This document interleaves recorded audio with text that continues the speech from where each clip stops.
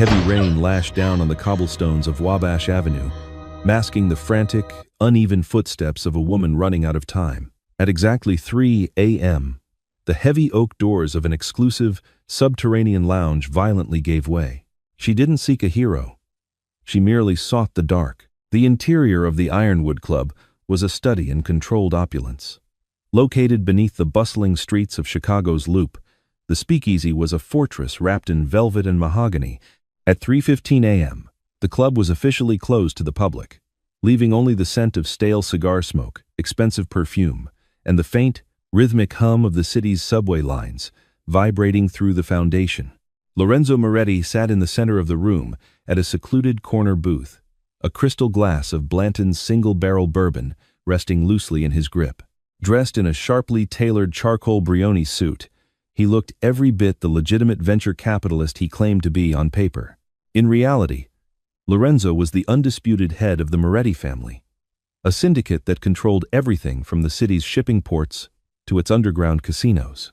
Across from him sat his underboss, Matteo, a towering man with a thick beard and eyes that never stopped scanning the room, even when it was entirely empty of strangers. They were reviewing a stack of heavily redacted shipping manifests when the tranquility of the room was shattered. The heavy, reinforced steel door leading to the rear alleyway delivery chute, a door meant to withstand a battering ram, slammed open with a metallic crash that echoed off the vaulted ceilings. Matteo was on his feet instantly, his hand darting beneath his jacket to draw his Glock 19. 3 other men stationed around the perimeter of the room drew their weapons in unison, the cold clicks of safeties being disengaged cutting through the silence. Lorenzo didn't flinch. He merely set his bourbon down and raised a single, silencing finger, halting his men from turning the intruder into Swiss cheese. Through the doorway stumbled a woman. She was soaked to the bone, her trench coat plastered to her skin, her dark hair tangled and plastered against her face. But it was the way she moved that caught Lorenzo's immediate attention. She wasn't just stumbling. She was systematically dragging herself forward, one agonizing inch at a time, one hand clamped desperately against her lower abdomen. Between her fingers, a dark, unmistakable stain was rapidly spreading across the beige fabric of her coat. She collapsed to her knees, her breath hitching in ragged, wet gasps. "Hold your fire," Lorenzo commanded softly, his voice carrying an unnatural weight. He stood up, his polished dress shoes making slow, deliberate sounds against the hardwood floor as he approached her. As Lorenzo stepped into the dim amber light, the woman forced her head up. Her face was pale, devoid of color, but her eyes were a piercing, defiant hazel. She didn't look at the guns pointed at her head. She looked straight at Lorenzo, instantly recognizing the man who commanded the room. "You're Moretti," she choked out, her voice trembling but surprisingly clear. "You're bleeding on my floor," Lorenzo replied, his tone devoid of any visible empathy.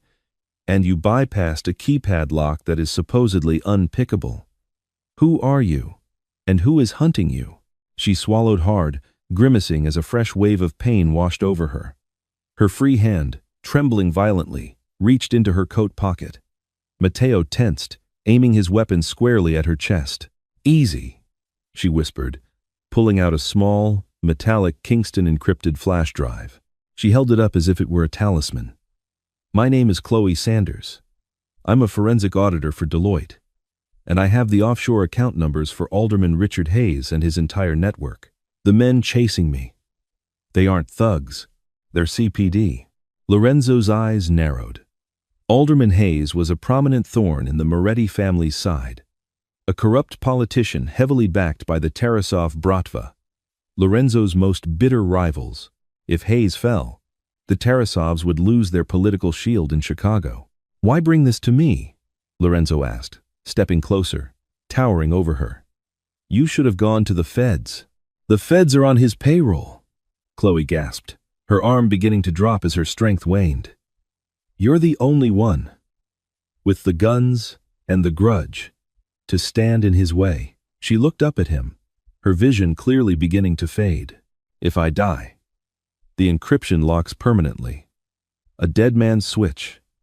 Save me, and I give you Chicago." Her eyes rolled back, and she collapsed entirely, her cheek hitting the floorboards with a soft thud. The flash drive clattered across the wood, stopping perfectly at the tip of Lorenzo's shoe. The room was dead silent, save for the ticking of a grandfather clock in the corner. "Boss," Matteo warned, his voice low. "If dirty cops are hunting her, they're sweeping the grid. They'll ping her phone, check the cameras.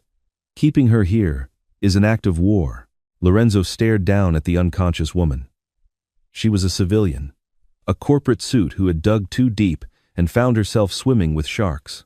By all the rules of the life, he should toss her back into the alley and let the predators finish their meal. But the drive at his feet was the holy grail, the key to completely dismantling his enemies. He bent down, elegantly picking up the flash drive, and slipped it into his pocket. "Call Dr. Harrison," Lorenzo ordered, his voice echoing with absolute finality. "Tell him to get to the penthouse immediately. Bring his surgical kit. And Matteo? Yeah. Boss, lock down the building. No one gets in or out without my explicit say-so. If the police come knocking, you tell them the ironwood is closed." Chloe awoke to the sharp, pungent scent of rubbing alcohol and the distant, rhythmic beeping of a heart monitor. For a panicked second, she thought she was in a hospital, which meant she was dead. Hayes had men in every major hospital in the city. She shot up with a gasp. But a searing, agonizing fire tore through her right side, forcing her violently back down against the pillows. "I wouldn't do that if I were you, Miss Sanders. The stitches are fresh." The voice was calm, deep, and resonated from the shadows to her left. Chloe blinked rapidly, her vision swimming into focus. She wasn't in a hospital. She was in a massive, sprawling bedroom. The walls were lined with dark oak bookshelves. The bed beneath her was vast and covered in high thread-count silk sheets, and floor-to-ceiling windows offered a dizzying view of the Chicago skyline, the morning sun just beginning to break over Lake Michigan. Lorenzo Moretti sat in a leather wingback chair near the foot of the bed. He had discarded his suit jacket, his crisp white dress shirt unbuttoned perfectly at the collar, sleeves rolled up to reveal thick, corded forearms, and a flash of a vintage Patek Philippe watch on his wrist. Beside him, a gray-haired man in a blood-stained apron was packing away surgical instruments into a worn black leather bag. "Dr. Harrison managed to extract the bullet," Lorenzo continued, casually crossing one leg over the other. "A 9mm hollow point. Standard issue for Chicago's finest tactical units. You lost a lot of blood, but no major organs were clipped. You are, quite frankly, incredibly lucky." Chloe touched her side, feeling the thick, tight bandaging wrapped tightly around her torso. Her memories of the night came crashing back: the late-night audit at her apartment on Lakeshore Drive, the sudden realization that the numbers didn't just point to embezzlement, but to a massive human trafficking and weapons smuggling ring. The sudden crash of her front door, running barefoot down the fire escape in the freezing rain. "Where is my drive?" Chloe demanded, her voice hoarse, ignoring his commentary on her luck. Lorenzo raised an eyebrow, clearly amused by her audacity. A woman who had nearly bled to death on his floor was now making demands. He reached into his pocket, producing the metallic rectangle, holding it up between his index and middle finger. "Safe," Lorenzo said, "though useless to me without the encryption key you mentioned." "A dead man's switch? You called it?" Chloe swallowed, trying to project a confidence she absolutely did not feel. "It's tied to an algorithm. If I don't input a specific string of code into a remote server every 24 hours, the files corrupt themselves permanently. You can't hack it. It's quantum resistant." Lorenzo leaned forward, resting his elbows on his knees, his dark eyes locking onto hers. The amusement vanished, replaced by the cold, calculating stare of a predator assessing its prey. "You audited the wrong accounts, Chloe. You traced Alderman Hayes's dark money to the Tarasov syndicate. When you realized what you had, you panicked. You didn't run to the police because you saw Hayes having dinner with the police commissioner last week at Gibson's Bar and Steakhouse. Am I close?" Chloe's breath caught. He knew. Of course he knew. He was a kingpin in this city. They sent an assassin. He was wearing a CPD badge. "I barely got out the window, and you chose my club to crash into," Lorenzo mused. "Because you knew I hate the Tarasovs. You knew I'm the only one with the resources to protect you. Are you going to?" she asked, her knuckles turning white as she gripped the silk sheets. Before Lorenzo could answer, a heavy knock echoed through the penthouse doors. Matteo stepped in, his expression grim. "Boss, we have a problem downstairs." Lorenzo didn't break eye contact with Chloe. "Report. 3 CPD cruisers are parked on Wabash. Detective Rollins is at the front door. He's got 6 tactical officers with him. He claims they have footage of a homicide suspect breaking into our alleyway entrance. He's waving a warrant signed by a judge we don't own." Chloe's heart slammed against her ribs. Rollins. That was the man who had kicked down her apartment door. He had tracked her blood trail.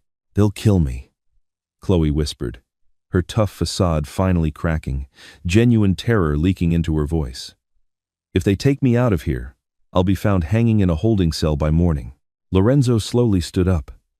He adjusted his cuffs, his face an unreadable mask of stone. "Dr. Harrison, stay with the patient," Lorenzo ordered smoothly. "Matteo, you're with me." Lorenzo turned and walked toward the bedroom door. "Moretti!" Chloe called out desperately. "What are you going to do?" Lorenzo paused in the doorway, looking back over his shoulder. The early morning light caught the sharp, dangerous angles of his face. "I am going to remind Detective Rollins whose city he is currently standing in," Lorenzo said quietly. "You rest, Miss Sanders.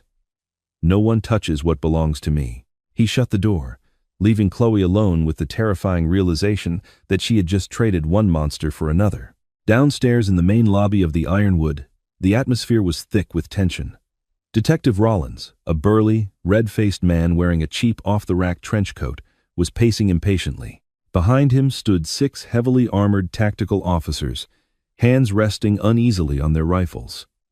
Blocking their path to the inner club were 10 of Lorenzo's men, impeccably dressed but radiating lethal intent. The heavy mahogany doors at the top of the grand staircase opened, and Lorenzo descended, step by step, projecting an aura of absolute calm. "Detective Rollins," Lorenzo greeted, his voice echoing in the cavernous room. "To what do I owe the displeasure of an armed invasion at 4 a.m? "Cut the crap, Moretti," Rollins spat, holding up a folded piece of paper. "We tracked a fugitive to your back door. We have street cam footage. She's a suspect in a major homicide. I have a warrant to search this premises." Lorenzo reached the bottom of the stairs and casually walked up to Rollins, stopping just inches from the detective. He didn't look at the warrant. "You have a piece of paper signed by Judge Wallace," Lorenzo said, his voice dropping to a conversational murmur meant only for Rollins. "A judge who, coincidentally, owes a substantial amount of money to the Tarasov family. A debt that, I imagine, Alderman Hayes promised to make disappear if this warrant was signed." Rollins's jaw tightened. "I don't know what you're talking about. Are you interfering with a police investigation?" "I am protecting my legitimate business," Lorenzo countered smoothly. He gestured to Matteo, who handed him a sleek, black smartphone. Lorenzo dialed a number and put it on speaker. It rang twice before it was picked up. "Yes, Mr. Moretti?" A crisp voice answered. "Arthur," Lorenzo said, looking dead into Rollins's eyes. "I have Detective Rollins of the 12th Precinct here, attempting an unlawful search and seizure based on a fraudulent warrant. Could you please advise him?" The voice on the phone belonged to Arthur Sterling, a senior partner at Kirkland & Ellis, and one of the most feared defense attorneys on the Eastern Seaboard. "Detective Rollins." Sterling's voice crackled through the speaker. "If you cross that threshold, I will have an injunction filed before the sun rises. Furthermore, I will personally see to it that Internal Affairs audits your entire unit's financial records for the past 5 years, specifically focusing on your offshore accounts in the Cayman Islands. Do we have an understanding?" Rollins turned a shade of pale purple. He looked at Lorenzo's men, who hadn't moved an inch, and then at his own officers, who were clearly outmatched in a potential shootout. "She's dead meat, Moretti," Rollins hissed, leaning in close. "You're starting a war you can't win. Hayes will burn this club to the ground." "Tell Hayes," Lorenzo whispered back, a cold, vicious smile touching his lips, "that if he wants my guest, he'll have to come through me to get her, and I highly suggest he brings an army." Lorenzo ended the call and slipped the phone into his pocket. "Show the detective out, Matteo." He was just leaving. Rollins glared at Lorenzo for a long, heavy moment before sharply gesturing to his men. "Fall back!" he barked, spinning on his heel and marching out the front doors. Lorenzo watched the cruisers pull away through the frosted glass windows. He had just drawn a line in the sand, formally declaring war against the city's political establishment and the Russian mob. And all for an accountant he had met an hour ago. He turned back toward the stairs.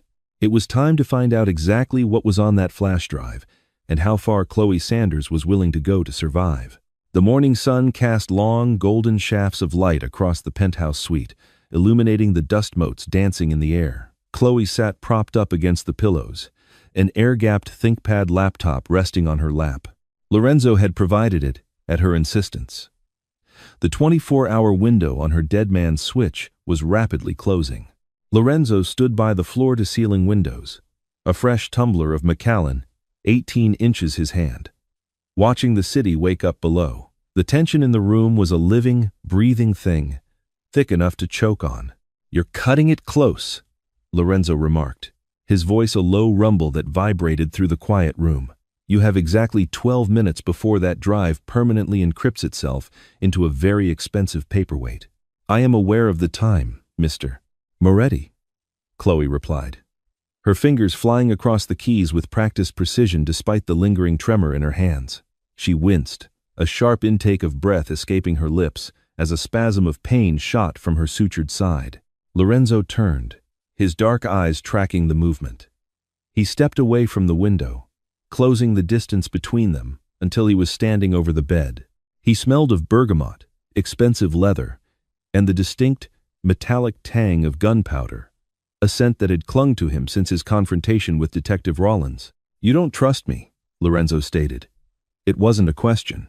"You're the head of the most notorious crime syndicate in Chicago," Chloe shot back, finally hitting the enter key. The screen flashed green. "Protocol reset. 24 hours remaining. Trusting you would be a catastrophic lapse in judgment. I am utilizing you, just as you are utilizing me to get to Alderman Hayes." A slow, dangerous smile curved Lorenzo's lips.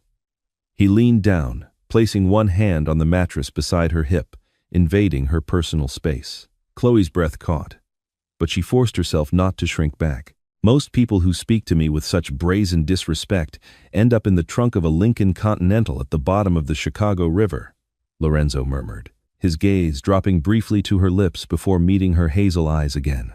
"But you have a spine, Miss Sanders. I'll give you that. Survival makes you bold," she whispered, her heart hammering violently against her ribs. Before Lorenzo could respond, the heavy mahogany doors of the penthouse burst open. Matteo strode in, his usually stoic face twisted in a dark scowl. He didn't even apologize for the intrusion. "Boss, we just got hit." Lorenzo straightened instantly, the flirtatious predator vanishing, replaced entirely by the ruthless Don. "Where?"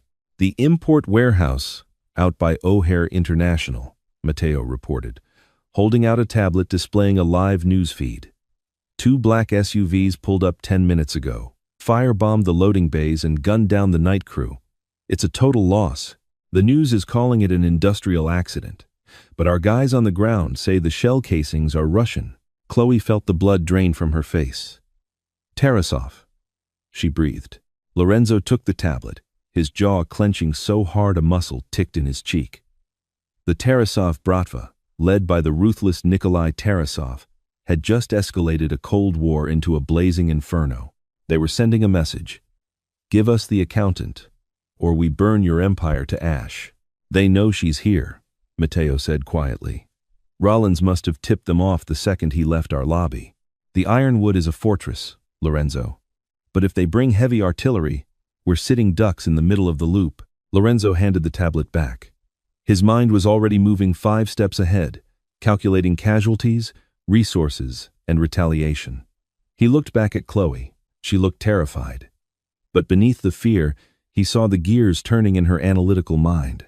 She was a liability, yes, but she was also the key to gutting Nikolai Tarasov's financial lifeline. "Pack a bag," Lorenzo ordered her sharply. "We are leaving." "Leaving? To where?"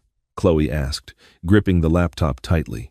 "To a place where the Bratva can't casually drive up and throw Molotov cocktails," Lorenzo replied, grabbing a sleek, black Kevlar vest from the closet.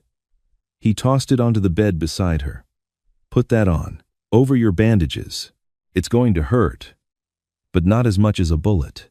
10 minutes later, Chloe was escorted down a private service elevator into the subterranean parking garage. The air was thick with the smell of exhaust and tension. 3 armored Mercedes-Benz G-Class SUVs idled in a tight formation. Heavily armed men in tactical gear moved with terrifying efficiency, sweeping the perimeter. Lorenzo grabbed Chloe's arm gently but firmly, guiding her toward the center vehicle. "Keep your head down," he instructed, opening the heavy reinforced rear door. As they slid into the back seat, Matteo took the wheel. The doors slammed shut with a vault-like thud, sealing them inside a cocoon of bulletproof glass and steel. "Where are we going?" Chloe asked again, shivering despite the climate-controlled interior. Lorenzo reached beneath his seat and pulled out a matte black Sig Sauer P 365. He expertly checked the chamber before handing it to her. "Grip first. We are going to my private estate in Lake Forest," Lorenzo said softly, his eyes scanning the shadows of the garage as the convoy began to move. "Keep your finger off the trigger until you are ready to kill someone. The safety is already off." The drive north on Route 41 was an exercise in suffocating paranoia. The rain had returned, slicking the highway in a treacherous sheen of black glass. Chloe sat rigidly, the cold steel of the Sig Sauer heavy in her lap. She kept glancing at Lorenzo. He was entirely still, his posture relaxed, but his eyes never stopped tracking the mirrors. They had been driving for 45 minutes, leaving the towering skyline of Chicago behind for the sprawling, wooded wealth of the North Shore. Lake Forest was a haven of old money and sprawling estates, a place where privacy was bought by the acre. "You're quiet," Lorenzo observed, his voice cutting through the hum of the tires. "I'm calculating my odds of surviving the week," Chloe replied dryly, staring out the reinforced window at the blurring trees. "Currently, my statistical models are not optimistic."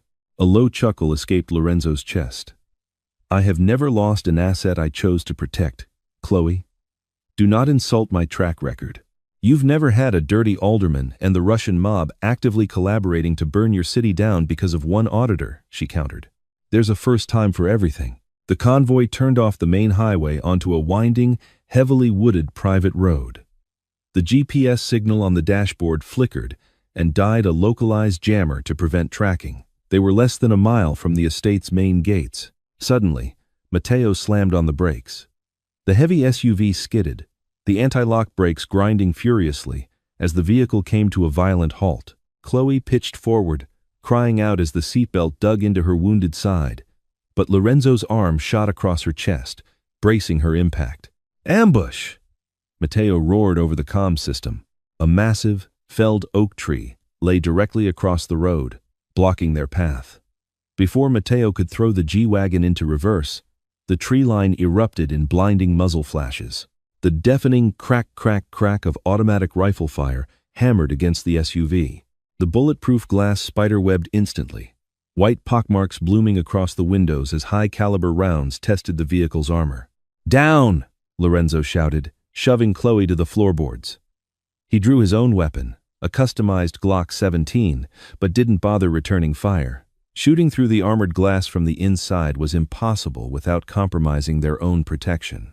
"Matteo, push through the tree line. Do not reverse. They'll box us in," Lorenzo ordered, his voice terrifyingly calm amidst the chaos. Matteo yanked the steering wheel hard to the right, flooring the accelerator. The massive SUV roared, tearing through the muddy ditch, snapping saplings, and violently jarring its occupants. Gunfire continued to rain down on them, the metallic pinging sounding like deadly hail. Through the spider-webbed glass, Chloe saw a blacked-out Range Rover emerge from the woods, attempting to T-bone them. Matteo, with the reflexes of a seasoned wheelman, clipped the front of the attacking vehicle, sending it spinning into a ditch. They burst through the tree line and onto the manicured gravel driveway of the Moretti estate. The massive wrought iron gates were already swinging open, operated by guards returning fire from heavily fortified guardhouses. The G-Wagon tore through the entrance, sliding to a halt in front of a sprawling, stone-faced mansion. "Out! Move! Move!" Lorenzo yelled, throwing his door open.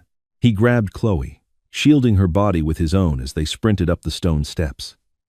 The staccato pop of gunfire echoed from the gates, but the estate's defenses were holding the attackers back. They burst through the double oak doors, into a grand foyer lined with marble and antique armor. Lorenzo slammed the doors shut, throwing 3 deadbolts. He turned to Chloe, his chest heaving, his eyes wild with a feral, protective energy. He ran his hands over her shoulders and arms, checking for blood. "Are you hit? Chloe, look at me. Are you hit?" "No," she gasped, her hands shaking violently as she gripped the Sig Sauer. "No, I'm okay. Just my stitches." Lorenzo exhaled a sharp breath, closing his eyes for a fraction of a second. The relief that washed over his face was genuine, and it startled Chloe more than the gunfire. Matteo burst through a side entrance, bleeding from a superficial cut on his forehead. "Gates are secured. We have 20 heavily armed men on the perimeter. The Russians are falling back." They hit fast and ran. "They knew the route," Lorenzo said, his voice dropping to a deadly, glacial whisper.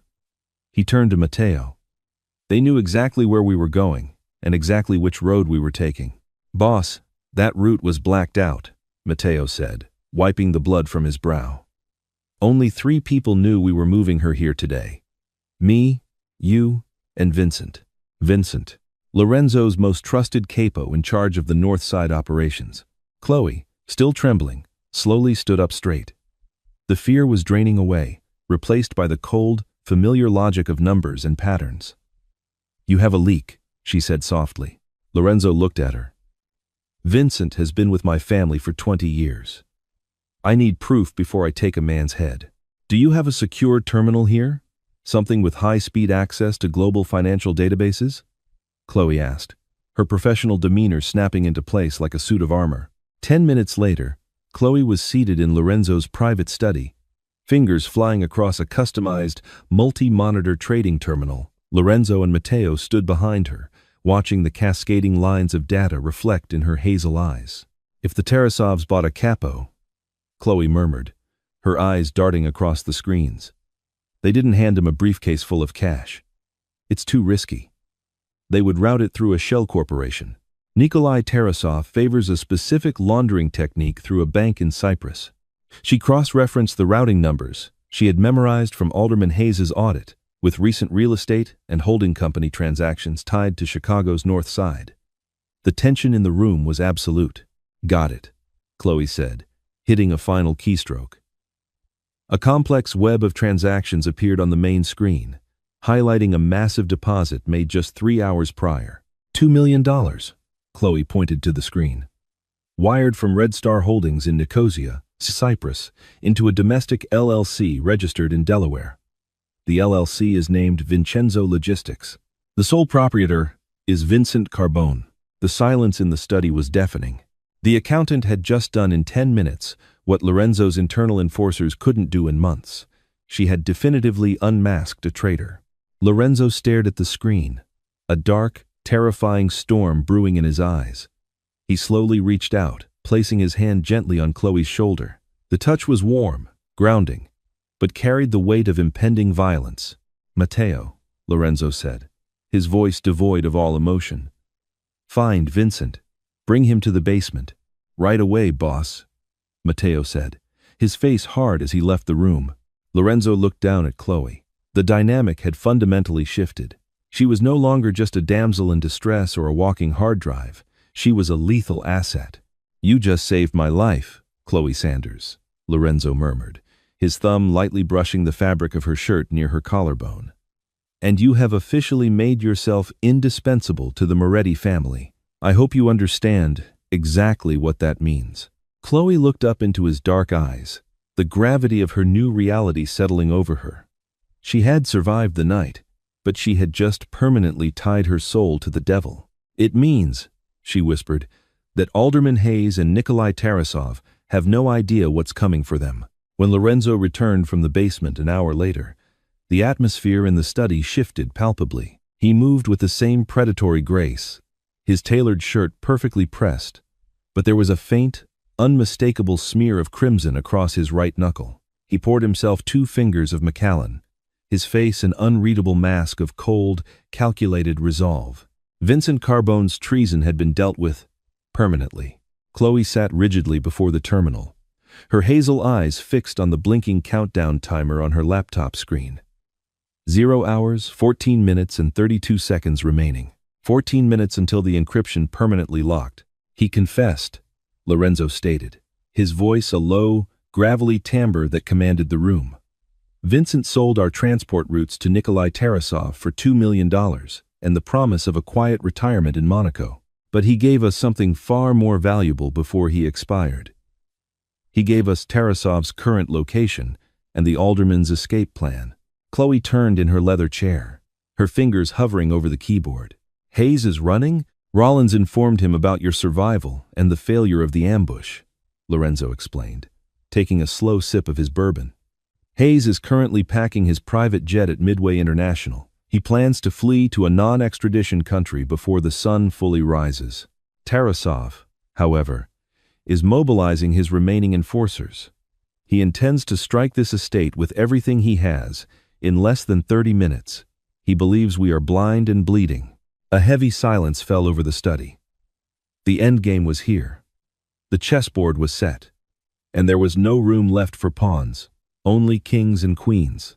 We have to strike first, Chloe said, the tremor in her voice completely gone, replaced by a razor-sharp clarity. She looked at the drive connected to the terminal. If I unlock this now, I can't just hand it to the local authorities. Hayes owns the CPD.